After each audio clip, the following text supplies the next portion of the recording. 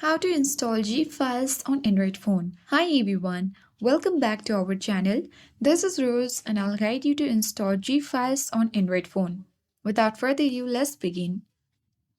First of all, you need to extract the zip files. Using a file manager app, install a file manager, for example, Files by Google, ES File Explorer, Jet Archiver. You can locate the zip file, for example, in Downloads.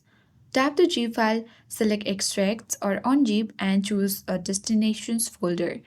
Using third-party apps, you can download apps like WinZip or RAR from the Play Store. So, following this step, you can go to Files Manager and go to the download option of folder, and here you can easily see the zip file. You can easily tap to open it and select the extract button.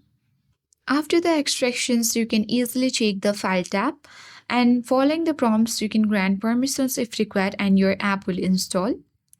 Now you can install the zip files. Place the zip file in internal storage or SD card and boot into recovery mode. Select install or install zip in recovery and locate the zip file and confirm to flash it. Reboot after flashing. Now you can easily install apps from a zip file. Extract the zip using a file manager, locate the APK files, tap to install and enable install from unknown sources if needed. And by following this step, you will easily install zip files on Android phone.